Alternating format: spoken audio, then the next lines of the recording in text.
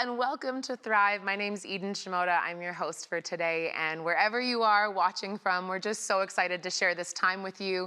I want to remind you that during today's show, you can call in. We have some fabulous people in our call center. We love connecting with all of our viewers, getting to know you better, answering any questions you might have about Miracle Channel and some of the great resources we offer. I want to mention we have our daily devotional, Devoted, that you can request, you can sign up for. It's completely free, which is made possible by our amazing partners and our donors. So thank you to those who are watching that are our donors that have made this possible. We hear such great things about our daily devotional, and it'll be a blessing to you, especially if you're someone who is new to the Word, new to the Bible. You're like, I don't know where to start. I don't know how to read. I don't know where to jump in. I've heard from so many people. We have different authors in our devotional, and I've heard from so many people. It's a great bite size of the Word that's practical, that helps me through my life. And so we'd love to bless you with that. So when you call in, ask about Devoted. As well, we have a monthly Bible resource, and this month's is Level Up, 7 Ways to Walk with Holy Spirit by David Craig. And so you can ask about that awesome Bible study bundle as well when you call in. I just want to make sure you're aware of all the great things that our team has put together to resource you and bless you. Well, I'm really excited to introduce you to our guest today, Andrea Mrozek. She wrote a fascinating book that I know we are going to be really excited to dive into today. It's called I Do: Why Marriage Still Matters. And I just want to read her bio to you so you can get an idea. She's worked in journalism and think tanks in Europe and Canada. She writes and speaks about marriage, childcare, and women's issues. And prior to joining think tank Cardus, she was executive director of the Institute of Marriage and Family Canada. So we want to say welcome to Andrea Mrozek, and we're excited to just dive into the book with you today. Would you tell us a little bit about you and kind of how you've gotten here and yeah.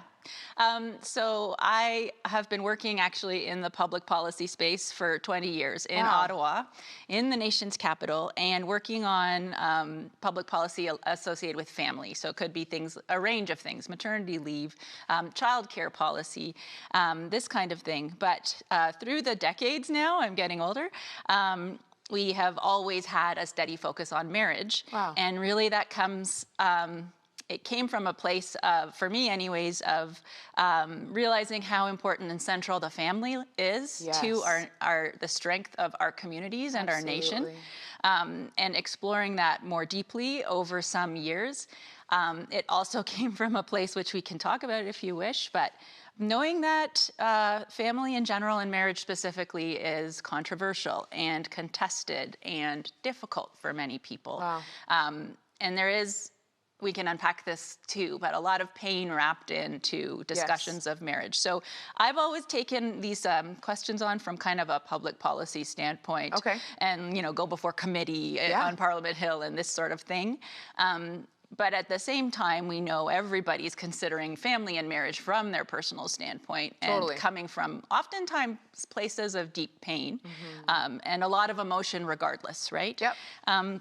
So I guess that's sort of an entry point into how the book arose. I was learning, can I tell you a funny story? Yes, absolutely. When I started my career in Ottawa, it was at the Institute of Marriage and Family Canada. That's what the institute was called. It was part of Focus on the Family Canada.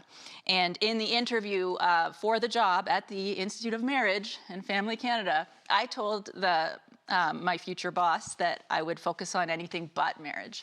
I did not want to talk about marriage. I didn't really want to engage it because it was controversial and it wasn't something I fully understood, neither religiously nor from a public policy secular standpoint. So I did, much, I guess, to my surprise, get the job. And here we are 20 years later, and the book is the culmination. On marriage. Yeah, it was to me very funny. But 20 years later, we wanted, with my co-author, Peter John Mitchell, to share what we had been learning, knowing that most people wouldn't have that basis of understanding around marriage. Right. So what inspired, we need to write a book. We need to help people understand why marriage matters. What were you seeing? Was it in the research? Was it just over your 20 years of working in public policy? Like, what was it that kind of was like, we got to write this? I think a couple of factors. First of all, realizing that the knowledge we were gaining was really life-changing and important, and knowing that nobody else knew it. Wow. So I am a Christian working in a secular world and in Parliament Hill, but to be a Christian doesn't mean that you are magically given kind of like a robust understanding of what marriage is or could be. From my experience attending kind of a variety of different denominations, that just wasn't present. I think most Christians have a sense of like the family is important and sacred, and marriage matters. I don't think we much have to like debate that point. Right. But I certainly had no robust knowledge about like, why would I defend it? Or why does it matter? And how does it matter for our communities? And so partnering with the public policy side of my life, I also do some work with a charity called Safe Families. And there I'm partnered with women, generally single mothers, and in a friendship forum to come alongside them. And you can see the struggling and the suffering up close for that sector of society when you don't have stability in your family life. And we're at a stage in Canada today where it's so pervasive that people do not have stability in their family life. Marriage is the gold standard for longevity and the things that we desire, and the stability, the have your back factor, the accountability, the partnership, the sharing, all these good things. Marriage is the gold standard. And what we're seeing in the data is that marriage rates are going down year after year, and cohabitation rates are going up. So the trend lines are not currently in the right direction. I'm always hopeful that these things can change, but the book's also an effort to speak into that and allow, parents, I'm a parent, my co-author is a parent, give parents that knowledge to like go to their kids. Pass on to their kids. And the whys, like, yes, we go to church, but why would marriage matter? Like, why would you think it's a valuable institution? Is it a valuable institution? Right. The question mark in the title is really, it's intentional, because given how controversial family and marriage can be, we just want to ask questions and allow people to think it through. I like that. Be a little bit winsome in that and not forcing anything on people. I like in the book how you talk about marriage being for the good of society. And like, I think, to be honest, I was like, I don't know that I've ever thought long and hard about how my marriage impacts society and what it could be to my neighbors and to my friends, and how it could be for the good of others. And I really liked, when I looked at your book, I was like, yeah, that's really cool that like sometimes we can get so self-absorbed in the relationship, or maybe the difficulties or the stress of family, or different seasons of life you have, or maybe a spouse gets ill and there's more on your plate, like whatever. It can be very in your face, very consuming, and we can think just about our home, just about us. And that was something for me in looking at your book, was like, yeah, we need to remember that we are all interconnected, and the decisions we make have such a pivotal impact on our communities. Yeah. You mentioned cohabitation being more popular than marriage these days. What is the research, or the numbers? The numbers are going up. What did the research show as to why that might be? That people are like, I won't get married, but we'll just live together. Right. Yeah. So the pervasive attitude in polling and surveys on marriage is a little bit of like, marriage is like, people aren't hostile to it generally, but it's a nice thing, but not very necessary. It's a choice, more or less, and that's how our culture would present it to our young people today. And for sure, cohabitation for some will become like a marriage-like relationship. But the data also show in the aggregate and that it's not the same. And you can imagine, if you think about how it comes to be that people are living together, it's not the same decision-making process that leads you to live together with somebody. Sometimes it happens by accident. Right. It's a toothbrush goes over to a home, or suddenly, but in a gradual progression, you end up in a situation of living together. And so there's not a decisive point of making a choice to be with someone in a long-term way. And so the other factor in cohabitation and living together is that oftentimes people are deliberately choosing it to try it out. So that means there can be two outcomes, right? Yep. And then in that situation, generally the person who is more invested in the relationship has the least power. So the person who is not sure can leave at any time, and the other person is living unsure and not grounded in security of knowing that person is there, because they are not. They're just trying it out. So we can see how it's sort of qualitatively different from a deliberate choice to be in a marriage. And yeah, the trend lines. There's still a majority of Canadian families that have a married parent, two-parent family, but the rates are going the wrong direction is the point. And why do you think that is? Why are the rates, why is marriage becoming less popular? Or why is marriage people thinking, oh, it doesn't really matter? Yeah, there's a lot of factors. One I'd sort of mention is we don't have what might be called a life script anymore. It's all individual choices for our young people today, and for me too. I'm not that young, but I still didn't have a life script to follow. In a prior era, decades, we might have seen you finish school, you get a job, you get married, you have children in that order, and it kind of followed along in an expected course. And today we don't have that course. We have a lot more personal freedoms and a lot more individual choices to make, which obviously comes with some positives. But the negative, I think, is that we've downplayed the importance of family. Surveys also show parents today are oftentimes more concerned with education outcomes for their kids. They don't partner it necessarily with concern for family relationship life. Like how are their relationships doing, and where is this heading? What's the picture of your life in a more fulsome way? So I think that was me for sure. I was really thinking career, job. We have a longer period of time we spend in school. You rack up more student debt. You have to pay it off. And the trajectory towards adulthood is, generally speaking, in our culture in North America today, it's delayed. So entry point into marriage. Oh, that's another stat you can mention, is that the age of first marriage is definitely rising. So people are older when they're getting married. I've noticed that as well. Like I live in Alberta and grew up in Manitoba, and noticed the shift in Alberta that a lot of people were getting married older, and for many of the reasons you mentioned, which makes sense.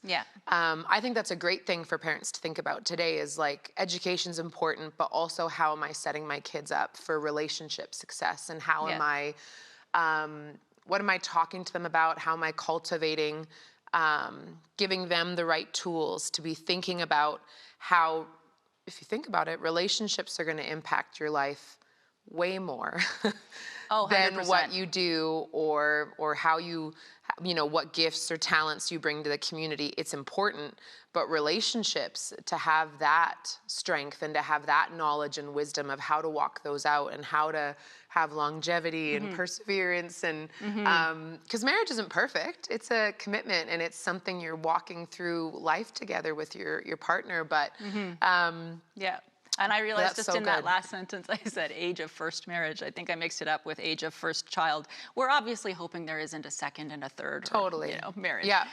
We're aiming and speaking towards the stability, the stability factor for young people today. But where the book, I think, is helpful is for all those statistics to be in one place, to learn about the benefits of marriage that are very much borne out in the research. This is obviously always speaking to a good marriage. A good marriage will be your making, and a bad marriage will be your undoing. But, you know, like you said, the relationships in your life are sort of a critical source of life satisfaction and joy and meaning. So to prioritize those, to speak to our kids about that, is important. Why, you know, thinking about what I was seeing when I was looking at the book, like, oh yeah, like my marriage impacts the community around me, and it can be a place of where you inspire others, or you could be the one that makes people go, oh, I would never want to get married, you know? So to take that on for the good of society, why should people care about that? Because some people are like, well, who cares? I've got my kids to take care of. I've got, you know, my spouse or my job, but like, why is the good of society, and why is us caring about each other in these ways so significant in your research? Yeah, there's a community effect, and how we live affects the people around us. And that is a pretty basic thing to say, but it's true. And I think that again, they've shown in research in places where there's a high degree of fatherlessness, for example, so lone parents, typically single mothers, not always, but typically, then there's a community effect to the kids that they don't get to see what it means to be having a stable family at all. And conversely, if there are more fathers present in communities, you can see how, kids are oriented towards that, can see how to grow up, how that looks, and emulate those good behaviors. I really do believe that the community effect of our choices is present whether we think about it or not. And again, to reference like the disenfranchised people we like may not run into every single day, but like the sadness for single teenage moms, for example, if they're in the child welfare system, for example, and the generational poverty that exists when a young person can't look up to their parents or their grandparents or even beyond to ever find stability. Yes. Or like a role model, like someone that they can go, that worked for them. That worked, right? Yeah.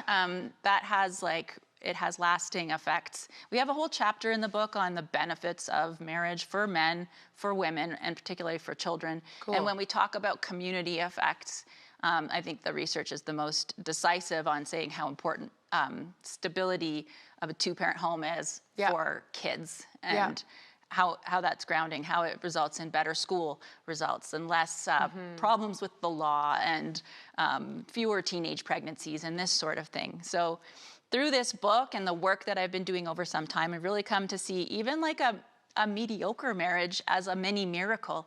It's amazing that people can stay together in the culture we live in. Absolutely. It's amazing to see people getting their kids to the school bus, remaining together, doing family life. And you don't have to be a perfect Hallmark movie or whatever is perfection to have these benefits be true for you. Absolutely. I was chatting with someone yesterday about how, just from my opinion and living in our society and culture, that family, marriage, in my opinion, from how I see it, it's not celebrated. It's not something that is encouraged or, I would say from a secular perspective, there isn't this overwhelming kind of excitement for, I'd say there is for weddings. Like everyone loves a party and they're like, oh, you're engaged, you're getting married. But then what happens after the marriage, and as a society and as a community,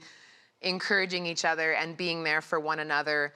And I think that's why I'm very excited about your book, because whether you're a person of faith or whether you're not a person of faith, we know marriage started with God, and he said it's not good for man to be alone. And I want to, he said that's why we leave our father and mother, we cleave to our spouse, and so marriage has its roots there. But at the same time, whether someone's a believer or not, like you said, even a mediocre marriage, if that's how it feels to the individuals involved, it is a miracle. And I think that's such a great takeaway for some people who are, and we're talking about a marriage that is not one with abuse or, obviously, I want to say that. But, a marriage that maybe just feels like, oh, are we doing good? And just to really, my hope for your book, and I'm sure it is yours too, is that it might even invigorate some people who've lost that, like, oh, I love being married. Like, because it gives them a bit of a breath of fresh air to go, this is important, and I need to be intentional and purposeful in my marriage for my kids, for my community,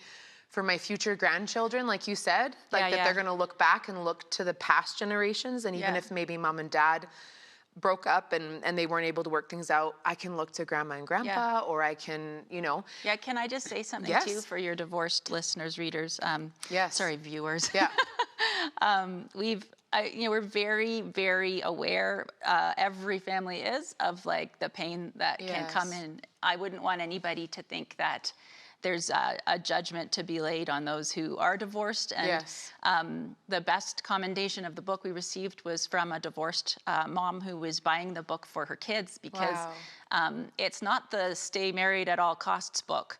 No. It's a book that's aiming to reintroduce the importance in that societal way of marriage and help people to see that there is value even in your mediocre marriage. But again, I was so happy to get that divorced mom's feedback, because that was super important to us, that there be those caveats present and the grace and an understanding that it's a fallen world. And so some of these ideals cannot be fully lived out. And yet we still want to hold up those ideals. And that's what the divorced mom said to me, was like, she's giving it to her kids because through the pain of her own marital demise, her kids had kind of absorbed a negative view of marriage. But she kind of felt like the book would present this neutral, non-emotional case for like, she still wanted her kids to believe in marriage, to still hope for their own future, and to have that, which is so beautiful. And I was going to say to you, when you were talking, I was thinking about some of my single mom, single dad friends in my church community. And I've heard my father say in the past as well, when you're not in a marriage, maybe you're believing God to meet a great life partner or whatever it might be, or maybe, you know, you're a widow and you're not interested in getting married again, but you've got kids. Even just being in an environment where there are healthy marriages, like a church or your neighborhood, and getting your kids around other marriages, like uncles and aunts and friends, so that if your kids don't have a father figure or a mother figure, even just getting them, and I could see why this is important for community now, why marriage impacts community, because even for those homes where there isn't a marriage option or whatever, they've gone through divorce or whatever, that they can look to even healthy marriages around them and know that it's going to play a positive and it's going to help, and to not feel shame or to feel like, oh, I've screwed my kid up now. Always grace and tons of grace. Like, I'm not a theologian, but I know the gospel message of grace and freely received for things we don't deserve or earn. So, you know, I, again, am not a theologian. I'm a public policy person and a researcher, but I think that our discussions of family have to be imbued with that. Otherwise, you're the, you know, unwanted guest at the party, right? Like, Thanksgiving is coming up and we don't want to be hammering our kids with, you know, a harsh message around family, but the positive attributes of it are so important and extend beyond our private domains, that's for sure. Was there anything in the research that surprised you, or like?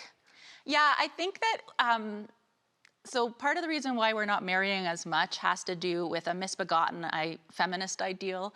And so I was, you know, secular schools and really kind of absorbed some of that messaging that marriage is patriarchal, it's detrimental, it's oppressive, particularly to women. So you don't have to go too far to find these things on the internet. Most gender studies departments would give you a good dose of marriage is bad, particularly for women. So to learn that marriage is protective of women and helpful to women, and that surveys and research show that women who are married with children are the happiest women. That's surprising in a sense in the culture we live in.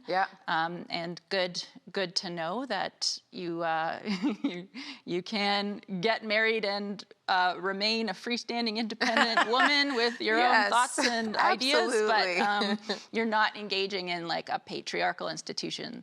It's kind of like things have changed and shifted.